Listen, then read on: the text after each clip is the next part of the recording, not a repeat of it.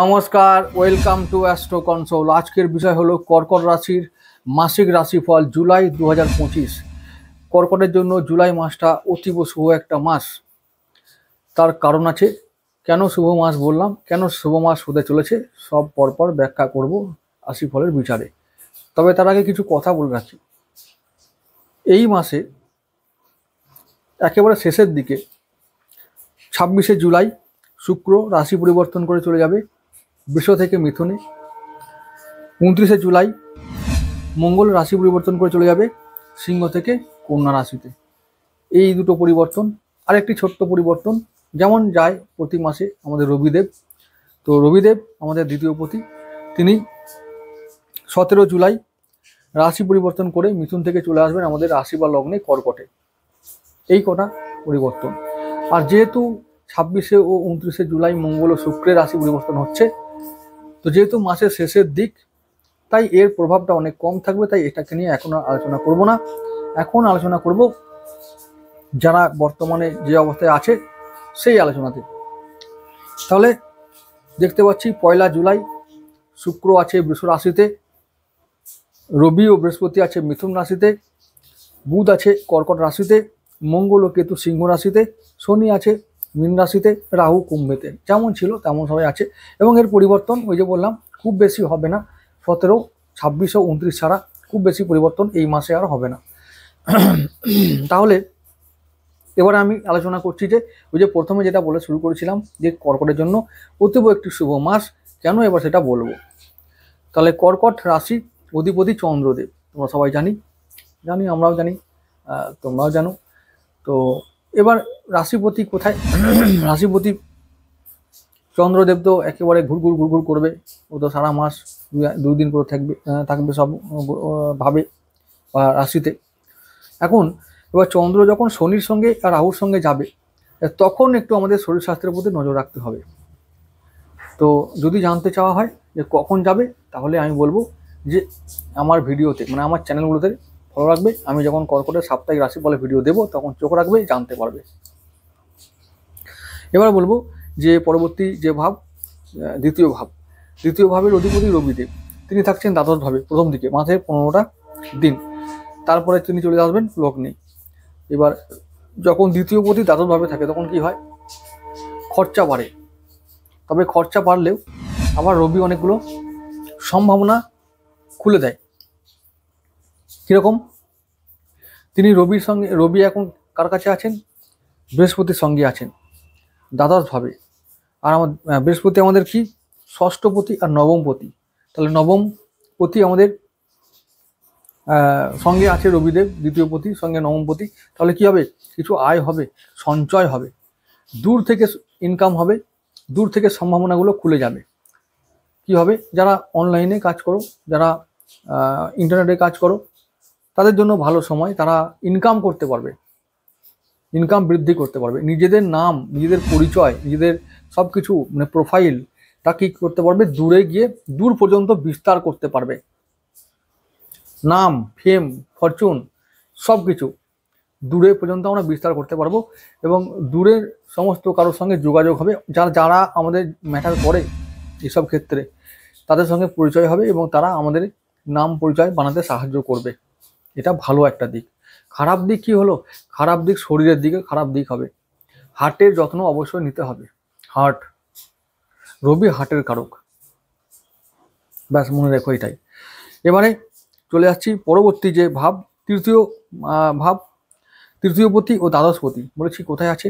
এখন আমাদের রাশিতেই, লগ্নেতে আছে। তাহলে হতে পারে ভাই বোনদের সঙ্গে ঝগড়া হবে, সম্পর্কে অবনতি হতে পারে, আত্মীয়দের সঙ্গে, পড়শিদের সঙ্গে, মানে পাড়া পড়শিদের সঙ্গে, তারপরে কলিগদের সঙ্গে একটু ঝগড়া হতে পারে, একটু ঝগড়া হতে পারে। দ্বাদশপতি তো সাবধান, এইখানে থাকতে হতে পারে। আবার কোনো কাজ আমরা যে করব সেগুলো ডিলে হবে। যে কোনো কাজ করতে যাব না কেন সেগুলো ডিলে হবে, এটা সাবধান, খুব সাবধান। ওই কাল করছি করে কাজ করলে হবে না। যে কাজটা থাকবে সেটা এখনই করে ফেলতে হবে। পরবর্তী ভাব চতুর্থপতি আর একাদশপতি শুক্র কিন্তু চতুর্থপতি ও একাদশপতি হয়ে বৃষ রাশিতে থাকবে পুরো মাসটা জুড়ে, প্রায় পুরো মাস জুড়েই। তাহলে শুক্র নিজের ঘরে আছে মানে ভালো থাকবে, তার মানে আমাদের আয়ের জন্য ভালো, আয় প্রতি আয়ভাবে থাকবে, আমাদের আয় হবে। ওই জন্যই তো বললাম যে এই মাসটা শুভ মাস, আয় হবে, ঘরে উন্নতি, মানসিক শান্তি, পারিবারিক শান্তি থাকবে।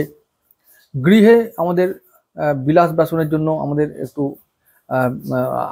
আইটেম আমরা কিনতে পারি, যেটা আয় করব সেটা ওদিকে কিছুটা ব্যয় হতে পারে, ওদিকে চিন্তার কিছু নেই, ব্যয় হোক, পজিটিভ ব্যয় হতে পারে, গৃহের উন্নতির জন্য ব্যয় একটু হতে পারে। তো শুক্র কিন্তু এই মাসে ভালো ফল দেবে, এটা বলতে পারি। চলে আসছি পরবর্তী যে ভাব, সেটা হলো আমাদের পঞ্চমপতি ও দশমপতি। দশমপতি মঙ্গলদেব, তিনি আছেন এখন দ্বিতীয় ভাবে।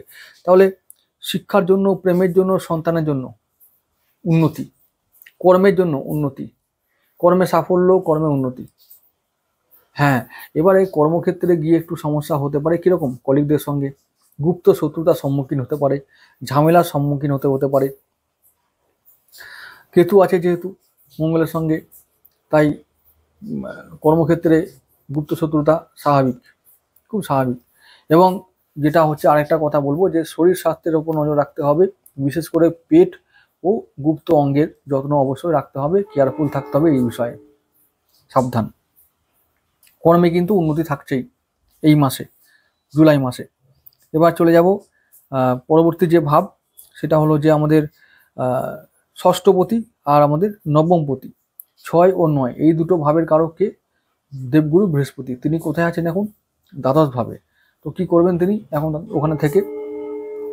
প্রথমত আগামী 1 বছর দেবগুরু বৃহস্পতি যখন আমাদের দ্বাদশে আছেন, তখন অনেকে বলছে খারাপ অবস্থা, দেবগুরু বৃহস্পতি চলে গেল 12 নম্বরে, অবস্থা খুব খারাপ। খারাপ সবসময় হবে না, ভালো মন্দ দুটোই আনবে। ভালো কোন দিকে আনবে? ঋণ শোধ করাবে, ঠিক আছে? যদি কারো ঋণ থেকে থাকে তাহলে ঋণ শোধ করাবে। আবার রোগ মুক্তি ঘটাবে, শরীরের উন্নতি ঘটাবে, স্বাস্থ্য উন্নতি, শত্রু পীড়া থেকে মুক্তি দেবে। শত্রুরা এখন যতই মানে হম্বিতম্বি করুক না কেন, এখন কিন্তু পাত্তা পাবে না, এটা মনে রেখো। তাহলে এটা ভালো ফল। এবারে যেটা হচ্ছে নবমপতি দ্বাদশে, ওটা একটা ভালো দিক। কিরকম? ওই বললাম, দূর থেকে ভাগ্য তৈরি করতে হবে, দূরে গিয়ে, অর্থাৎ জন্মস্থান থেকে দূরে গিয়ে ভাগ্য নির্মাণ করার সুযোগ এসেছে। যারা বুঝছো বা যাদের যোগ্যতা আছে, তারা জন্মস্থান থেকে দূরে ছুটে চলে যাও, দিয়ে ওখানে গিয়ে যত রকম সুযোগ পাচ্ছ অ্যাপ্লাই করো, না হলে সারা জীবন এই সুযোগ আর পাবে না, মনে রেখো কথাটা। এখন সেই সুযোগ এসেছে, তাহলে ভালো জিনিস, হ্যাঁ, ভালো ফল। কি বিদেশে গিয়ে ভাগ্য তৈরি করবে, এটা কি আর যে সে করতে পারে নাকি? যার যোগ্যতা আছে যা সে পারবে, কিন্তু এরকম নয় যে যে কেউ করতে পারবে। তো যাই হোক, যার যোগ্যতা আছে সে এতদিন ধরে সুযোগটা পাচ্ছিল না, এবার পাবে, এবার সে সেইটা কাজে লাগাবে এবং তার ভাগ্য নির্মাণ করতে পারবে। তো এটা ভালো। তীর্থ করতে পারবে, তীর্থ ভ্রমণ করতে পারবে, ধার্মিক অনুভূতি হবে, আধ্যাত্মিক চেতনা বাড়বে, আধ্যাত্মিক শক্তি বাড়বে, সাধনা বাড়বে। এটা তাদের জন্য উন্নতি, যাদের কাছে এটা ম্যাটার করে। তো এটা ভালো ব্যাপার। কর্কট রাশি ও লগ্নের মানুষদের আধ্যাত্মিকতা কি সেটা বলতে হবে না, তারা এটার মর্ম ভালো বোঝে এবং তাদের জীবনে এইটা ছাড়া আর অন্য কিছু নেই বলেই আমার মনে হয়। যতই তারা পার্থিব সম্পত্তি বা যা কিছু পাক না কেন, তো পেলেও সেটা কোনো ম্যাটার করে না, তুচ্ছ মানে ধুলোকণা। যাদের জীবনে ভালোবাসার মানুষই প্রায় নেই বললেই চলে, তাদের কাছে আর কি রইল, কি হবে? মানে আর কোনো কিছু ম্যাটার করে না। অনেক টাকা সম্পত্তি অনেকের আছে, কিন্তু একটা মনের মতো মানুষ পাওয়া যায় না কর্কটের জন্য। খুব কঠিন ব্যাপার, কঠিন জীবন। বিবাহিত জীবন হলেও সেখানে দেখলো যে স্বামী বা স্ত্রী মনের মতো হলো না, ঠিক বয়সে হলো না, ঠিক মতো হলো না। তারা হয়তো কিছু নেই, হয় অর্থ আছে তো মন নেই, মন আছে তো অর্থ নেই, এইরকম একটা সমস্যায় থাকে তারা। তাই তাদের কাছে আধ্যাত্মিকতা কি তারা ভালো জানে। তো এই জন্যই বলছি যে আমাদের বৃহস্পতির আধ্যাত্মিক চেতনা বাড়াবে, ভালো জিনিস, মোক্ষ লাভের দিকে এগিয়ে নিয়ে যাবে, এক কদম এগিয়ে নিয়ে যাবে। যাদের মোক্ষ লাগবে না, তারা এবার বিদেশে গিয়ে কামাও, দারুণ করে কামাও, দারুণভাবে কামাও, বিদেশে গিয়ে বা জন্মস্থান থেকে অনেক দূরে গিয়ে কামাও, অনলাইন থেকে কামাও, শেয়ার মার্কেট থেকে কামাও, কামাও, এখন দারুণ সুযোগ। যদি কলজে থাকে তাহলে কামিয়ে দেখাও, এখন সময় এসছে।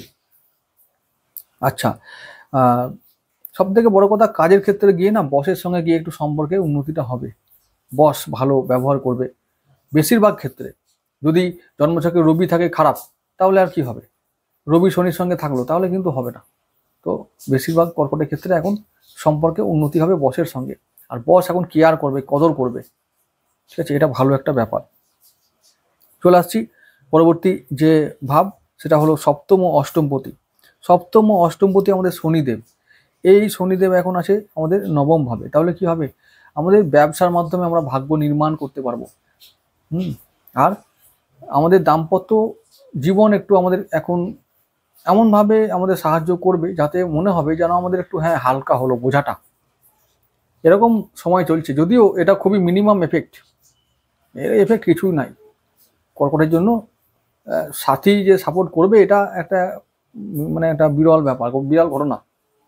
তবুও বলবো যে এখন যেহেতু শনি, যাদের মধ্যে একটু আছে ম্যাটার, তারা একটু মনে করবে যে হ্যাঁ একটু ভালো হচ্ছে, ব্যবসার ক্ষেত্রে ভালো ফল অবশ্যই পাবে, আর কিছু নেই। তবুও অনেক কঠিন অবস্থার মধ্যে দিয়ে গিয়ে ভালো ফল পেতে হবে। তো অষ্টমপতি হঠাৎ করে কি করতে পারে, শনি তো আমাদের অষ্টমপতি, তাই যখন তখন বিপর্যয় ডাকতে পারে, বিশেষ করে এই ব্যবসা জগতে, দাম্পত্য জীবনের ক্ষেত্রে।